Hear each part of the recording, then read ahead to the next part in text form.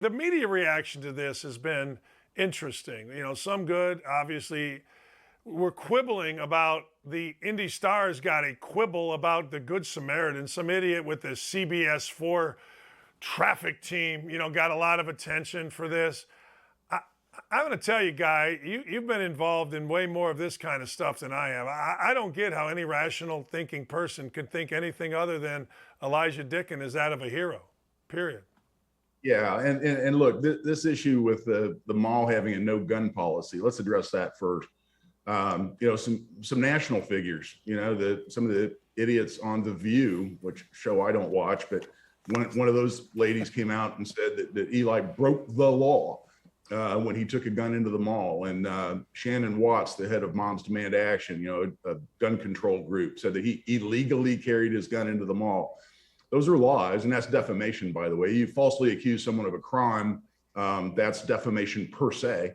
And there'll be more news on that, but they're completely wrong. And the Indy Star suggesting that as well is completely wrong. To the extent they did, I don't read the Indy Star, but I've heard about some of the things, because they can have a no gun policy if they want. I can, right here in my office, I can put up a no Tom Brady jersey sign on my door to my office, right? That's my policy. It's my office. I can set whatever policies I want. Some guy tries to walk in here with a Buccaneers or Patriots jersey with Tom Brady on it. I can say, hey, didn't you read the sign, you idiot? You got to leave. And if they don't leave, I can have them arrested for trespassing. But they break no law. They commit no crime when they ignore my policy, just like masks required.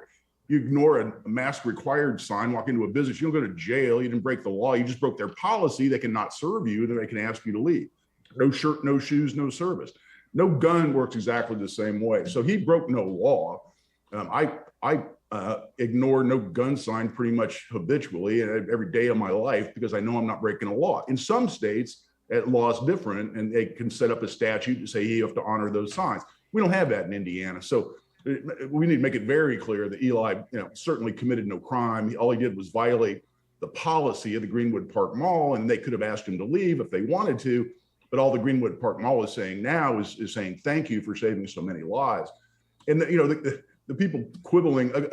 That was one of the initial interviews from the scene at the Greenwood Park Mall. We had a local reporter who I used to really like a lot. I used to really respect a lot. I don't know what the hell happened to him. I don't know if it's because of a change in ownership at the station he works for.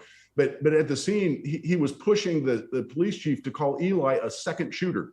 He goes, well, you really had two shooters, and the second shooter did this, that, and the other thing. And I'm going, are you kidding me? He just described him as a hero and a good Samaritan, and you want to substitute second shooter as if he did something wrong, as if he did something nefarious. And then the CBS 4 guy quibbling over good. Like I said, my dad's a pastor. My dad and I had a lot of discussions over what's in the Bible and how to interpret it. That's what we talked about a lot around the dinner table. And the idea that this guy has a hard time with someone who saved lives heroically, putting himself in harm's way to save lives. And he wants to quibble about whether that's an appropriate application of that, very powerful biblical story. Come on, you're working too hard to find something negative to complain about when this guy's a hero and saved lives. And so my reaction to that is you're an idiot, and you don't deserve, your opinion deserves no more of my attention.